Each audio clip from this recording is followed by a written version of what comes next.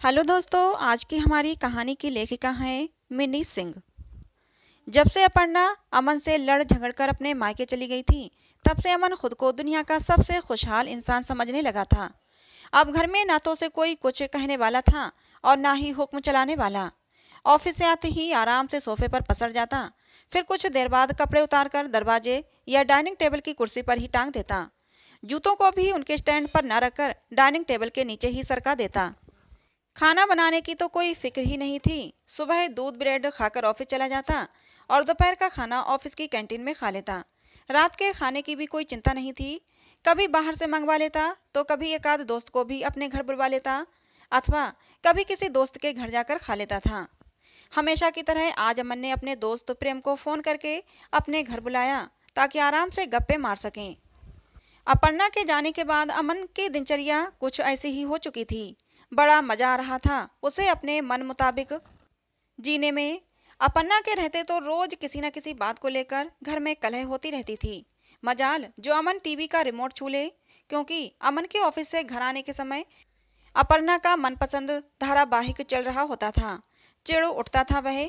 उसे लगता जैसे ये घर सिर्फ अपर्णा का ही है, और अपर्णा इस बात से चिढ़ती कि आते ही अमन अपने जूते कपड़े खोलकर यहाँ वहाँ फैला देता है। ये क्या है अमन, देखो तुमने अपने कपड़े कहाँ लटका रखे हैं। तुमसे कितनी बार कहा है कि इस तरह कपड़े जूते यहाँ वहाँ न रखा करो, पर तुम्हें समझाने का कोई फायदा नहीं। ये कहकर अपर्णा ने अमन के जूते उठाकर जूता स्टैंड पर दे मारे। अच्छा ठीक है, कल से याद रखूंगा। अमन अजीब सा मुंह बनाते हुए बोला। तुम कभी याद नहीं रखोगे, क्योंकि तुम्हारी आदत बन चुकी है ये। अरे कपड़े हैंगर में लगाकर रख दोगे तो क्या बिगड़ जाएगा।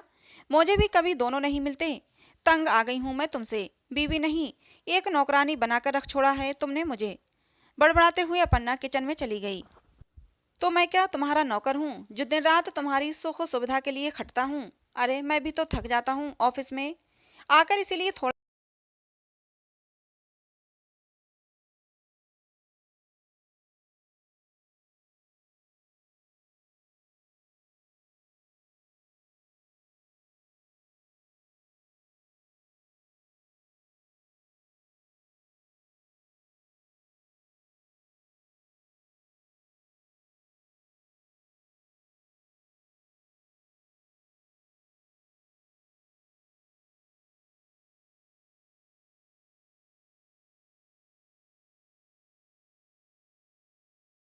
पता नहीं अपने आप को क्या समझती है, जब देखो हुक्म चलाती रहती है। ऑफिस में बॉस की सुनो और घर में बीवी की। सोचता हूँ घर में चैन मिलेगा, पर वह भी मेरे हिस्से में नहीं है। इससे तो अच्छा है कि मैं घर ही ना आया करूँ। यह इनका रोज का झगड़ा था। प्रेम विवाह किया था दोनों ने, जीवन भर साथ जीने मरने का वादा किया था, पर प्रेम तो कहीं दिख ही नहीं रहा था। बस विवाह किसी तरह निभ रहा था। इनका झगड़ा पास पड़ोस में चर्चा का विषय बन चुका था। हाँ, अमन था भी बेफिक्र इंसान, अपनी मस्ती में जीने वाला, और उसकी इसी बेफिक्री पर तो मर मिटी थी अपर्णा। तो आज क्यों से अमन की इस आदत से नफरत होने लगी। वैसे भी इंसान में सारी अच्छाइयाँ नहीं हो सकती हैं ना। अपर्णा को भी तो समझना चाहिए कि आखिर किसके लिए वह इतनी मेहनत करता है। अपने परिवार के लिए ही ना। क्या कभी किसी बात की कमी होने दी उसने अपर्णा को। बस जबान से निकली नहीं और खरीद लाता है। कभी कभी तो वह इस बात के लिए भी अमन से झगड़ पड़ती कि क्या जरूरत थी इतने पैसे खर्च करने की। तब अमन कहता है कि कमाता किसके लिए हूँ, तुम ही सबके लिए ना। मगर अपर्णा को इस बात का जरा भी एहसास नहीं था। जरा जरा सी बात पर चिड़चिड़ा उठती थी। बेचारा अमन ऑफिस से थका हारा ये सोचकर घर आता कि थोड़ा रिलैक्स करेगा, पर सब बेकार। अपर्णा के तानाशाह व्यवहार के कारण उसे लगने लगा था कि या तो अपर्णा कहीं चली जाए या वह खुद अपर्णा से दूर हो जाए। वह हमेशा उस वक्त को कोसता रहता था जब उसने अपर्णा से शादी करने का फैसला किया था। तभी दरवाजे की घंटी बज उठी। उसे लगा जैसे किसी अंधेरी गली से बाहर निकल आया हो। आओ आओ प्रेम, बड़ी देर लगा दी, अमन ने कहा। घर के अंदर कदम रखते ही प्रेम ने एक नज़र अमन के पूरे घर पर दौड़ाई और फिर बोला, सच में अमन, तुम्हारा घर घर नहीं कबाड़ खाना लग रहा है। क्या यार, कैसे रह लेते हो इस घर में। छोड़ो गुस्सा गुस्सा और जाओ जाकर भाभी और संजू को ले आओ। भाभी के लिए ना सही, पर संजू के लिए ही अपना गुस्सा थूक दो। अकेले हैं तो क्या गम है। गाना गाते हुए अमन हंस पड़ा, फिर कहने लगा, हाँ, सही कह रहा है तू। संजू के बिना मन कभी कभी बेचैन हो उठता है। पर अपन्ना पागल हो गया है क्या? भले ही घर कबाड़ खाना लगे, पर मेरे मन को कितना सुकून मिल रहा है ये तू क्या जाने। बहुत तो घमंड था उसे कि उसके बिना मैं एक दिन भी नहीं रह पाऊंगा। अरे जरा उसे भी तो पता चले कि उसके बिना भी मैं बहुत अच्छी तरह जी सकता हूँ। चल छोड़ ये सब, बता तेरा कैसा चल रहा है। प्रेम बोला, मैं तो ठीक हूँ, पर तू कितनी अच्छी तरह जी रहा है वह मैं देख रहा हूँ। पति पत्नी में नोक झोंक चलती रहती है, इसका ये मतलब थोड़ी है कि दोनों अपने अपने रास्ते बदल लें। अब भी कहता हूँ जाकर भाभी को ले आओ। देर बैठने के बाद प्रेम ये कहकर वहां से चला गया कि उसकी पत्नी उसका इंतजार कर रही होगी। रात को अमन को नींद नहीं आ रही थी। वह सोच रहा था कि क्या उसने अपन्ना को मायके जाने के लिए मजबूर किया था, या वह खुद अपनी मर्जी से गई। और संजू, वह बेचारा क्यों पिस रहा है उनके बीच। उसका कभी मन होता कि जाकर अपन्ना को मना लाए, फिर मन कहता नहीं, बिल्कुल नहीं, खुद गई है तो खुद ही वापस आएगी। उसे फिर अपन्ना की जली कटी बातें याद आने लगीं। जब तुम्हारे ऑफिस में मीटिंग थी और डिनर भी वहीं था, तो मुझे बताया क्यों नहीं? कब से भूखी प्यासी तुम्हारे इंतजार में बैठी हूँ, और अभी आकर बोल रहे हो कि खाकर आया हूँ। आखिर समझते क्या हो अपने आप को? क्या तुम मालिक हो और मैं तुम्हारी नौकरानी? अमन के ऑफिस से आते ही चिल्लाते हुए पन्ना ने कहा। ऐसी बात नहीं है पन्ना, मुझे तो पता भी नहीं था कि आज ऑफिस में डिनर का भी प्रोग्राम है। जब मुझे पता चला तो मैं तुम्ही को फ़ोन करने जा रहा था, पर नमन जी मुझे खींच कर खाने के लिए ले गए और फिर मेरे दिमाग से निकल गया। अमन ने सफाई देते हुए कहा। मगर अपन्ना कहाँ सुनने वाली थी। कहने लगी, नहीं अमन, बात वो नहीं है। बात यह है कि तुम कमा कर लाते हो ना, इसीलिए अपनी मन की करते हो। जानबूझकर मुझे सताते हो। जानते हो जाएगी कहाँ? अरे मैं कह रहा हूँ ना कि मुझे पता नहीं था कि वहाँ डिनर का भी प्रोग्राम है। कब से दिमाग खराब की जा रही हो। जाओ, जो समझना है समझो।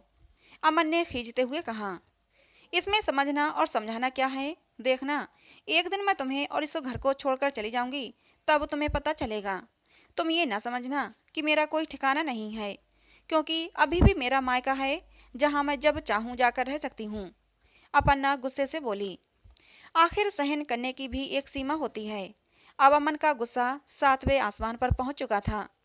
अतः बोला, जाओ, मैं भी तो देखूं मेरे अलावा तुम्हारे कौन नखरे उठाता है। मेरी भी जान छूटेगी। तंग आ गया हूँ मैं तुम्हारे रोज रोज के झगड़ों से। अपन्ना ये सुनकर अबाक रह गई। क्या कहा तुमने? जान छूटेगी तुम्हारी मुझसे? तो फिर ठीक है, मैं कल ही जा रही हूँ अपनी माँ के घर, और तब तक नहीं आऊँगी जब तक तुम खुद लेने नहीं आओगे। मैं लेने आऊँगा, भूल जाओ। खुद ही जा रही हो और खुद ही आ जाना। ना आना हो तो मत आना।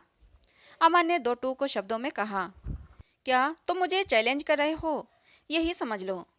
तो फिर ठीक है, अब मैं इस घर में तभी पाँव रखूंगी जब तुम मुझे लेने आओगे। कहकर दूसरी तरफ मुंह फेर कर सो गई। पूरी रात दोनों दूसरी तरफ मुंह किए सोए रहे। सुबह भी दोनों ने एक दूसरे से बात नहीं की। अमन के ऑफिस जाते वक्त अपन्ना ने सिर्फ इतना कहा कि घर की दूसरी चाबी लेते जाना। आज अपन्ना और संजू को गए 2 महीने हो चुके थे, पर ना तो अपन्ना की आने की कोई उम्मीद दिख रही थी और ना ही अमन की उसे बुलाने की। पर तड़प दोनों रहे थे, और बेचारा संजू, उसे किस गलती की सजा मिल रही थी। शाम को ऑफिस से आते ही अमन ने हमेशा की तरह अपने दोस्त को फ़ोन लगाया। हेलो विकास, क्या कर रहा है यार? अगर फुर्सत हो तो आजा, बाहर से ही खाना ऑर्डर कर देंगे। ठीक है, देखता हूँ, विकास बोला। विकास ने भी आते ही यही बात दोहराई कि अपन्ना के न रहने से उसका घर घर नहीं लग रहा, बल्कि कबाड़ खाना लग रहा है। थोड़ी देर बैठकर जब वो जाने लगा तो अमन बोला, अरे बैठना यार, क्या जल्दी है? मैंने पिज्ज़ा ऑर्डर किया है, खाकर जाना। तो विकास कहने लगा, नहीं रुक पाऊंगा यार, तुम्हें तो पता है मेरी बेटी मेरे बगैर सोती नहीं, और पिज्ज़ा तो मैं खाता ही नहीं हूँ। चल, गुड नाइट। कहकर वह चला गया। यही सब दोस्त कभी घंटों मेरे घर में गुजार देते थे, और आज एक पल भी रुकना इन्हें भारी पड़ने लगा है। किसी तरह पिज्जे का एक टुकड़ा अपने मुंह में डाला, पर खाया नहीं गया। कितने प्यार से उसने पिज्ज़ा ऑर्डर किया था, पर अब खाने का मन नहीं कर रहा था। तभी उसे याद आया कि कैसे संजू पिज्ज़ा खाने के लिए बेचैन हो उठता था। बड़ी मुश्किल से देर रात गए अमन को नींद आई। सुबह वक्त का पता ही नहीं चला कि कब घड़ी ने 8 बजा दिए। जल्दी से तैयार होकर बिना कुछ खाए पिए ऑफिस चल दिया। जाते जाते पलटकर एक बार पूरे घर को देखा और फिर कुछ सोचने लगा। शायद उसे भी अब ये एहसास होने लगा था कि अपन्ना के बिना ये घर कबाड़ खाना बन चुका है। धिक्कार रहा था वह खुद को। शाम को जब वो घर वापस आया तो और दिनों के मुकाबले आज मन बिल्कुल बुझा बुझा सा लग रहा था। ना तो टीवी देखने का मन हो रहा था और ना ही कुछ करने का। आज उसे अपन्ना और संजू की बहुत कमी खल रही थी। घर काटने को दौड़ रहा था। सोचा दोस्तों से ही बातें कर लें, पर किसी का फोन नहीं लगा तो कोई फोन नहीं उठा रहा था। वह समझ गया भले ही लोग बीवी बच्चों से परेशान हो जाते हैं, पर अगर बे ना हो तो फिर जिंदगी बेमानी बनकर रह जाती है। उधर अपन्ना भी कहाँ खुश थी। कहने को तो वह मायके आई हुई थी, पर यहाँ भी रोज किसी न किसी बात को लेकर उसकी भाभी सुमन बखेड़ा खड़ा कर देती थी। बात बात पर यह कहकर उसे ताना मारती। पता नहीं कैसे लोग लड़ झगड़ कर मायके पहुंच जाते हैं, भूल जाते हैं कि उनका अपना घर नहीं है। अपन्ना अपने आप पर झल्ला उठती कि आखिर वह यहाँ आई ही क्यों। एक शाम अपन्ना पड़ोस की एक औरत से बातें कर रही थी। तभी सुमन बड़बड़ाती हुई आई और कहने लगी, दीदी दीदी, देखिए तो जरा कैसे आपके संजू ने मेरे बबलू का खिलौना तोड़ दिया। अपन्ना ने गुस्से से अपने बेटे की तरफ देखा और फिर उसे डांटते हुए बोली, क्यों संजू, तुमने बबलू का खिलौना क्यों तोड़ा? ये तुम्हारा छोटा भाई है ना, चलो सॉरी बोलो। मम्मी, मैंने इसका खिलौना नहीं तोड़ा। मैंने तो सिर्फ वो खिलौना देखने के लिए मांगा था और इसने गुस्से से फेंक दिया। मैं तो खिलौना उठाकर उसे दे रहा था, पर मामी को लगा कि मैंने इसका खिलौना तोड़ा है। संजू रोते हुए बोला, देखो कैसे झूठ बोल रहा है आपका बेटा। मैं बता रही हूँ दीदी, संभाल लो इसे, नहीं तो बड़ा होकर और कितना झूठ बोलेगा, पता नहीं और क्या क्या करेगा। अब क्या बबलू अपने घर में अपने खिलौने से भी नहीं खेल सकता? ये तो समझना चाहिए लोगों को। सुमन की व्यंग भरी बातें सुनकर अपन्ना को लगा जैसे उसके दिल में किसी ने तीर चुभो दिया हो। जब उसने अपनी माँ की तरफ देखा तो बेबी कहने लगी, सच में अपन्ना, तुम्हारा संजू बड़ा ही जिद्दी हो गया है, जरा संभालो इसे। अपन्ना स्तब्ध रह गई, बोली, पर माँ, आपने देखे सुने बिना ही कैसे संजू को गलत बोल दिया? उसकी समझ में नहीं आ रहा था कि माँ अचानक नाती पोते में इतना भेद क्यों करने लगी।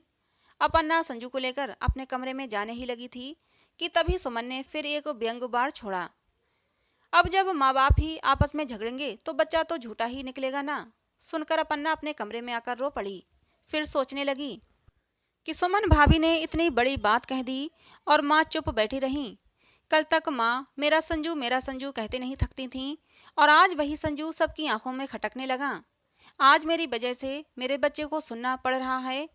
फिर वह खुद को कोसती रही। संजू कितनी देर तक पापा पापा कहकर रोता रहा और फिर बिना खाए पिए ही सो गया।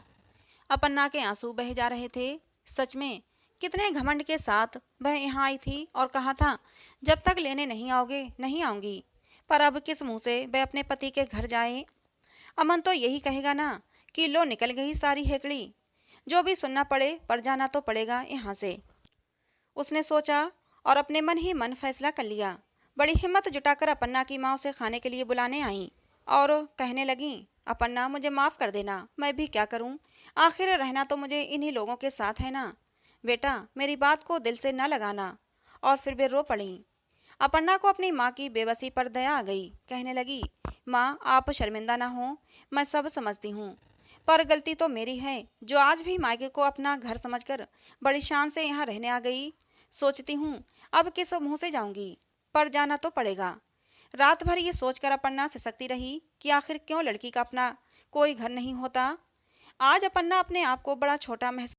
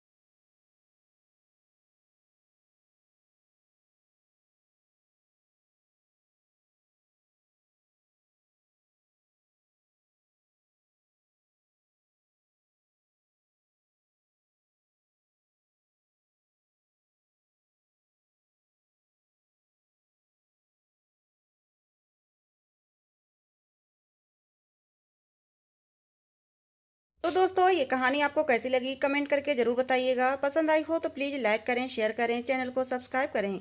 मिलते हैं दोस्तों किसी नई कहानी में।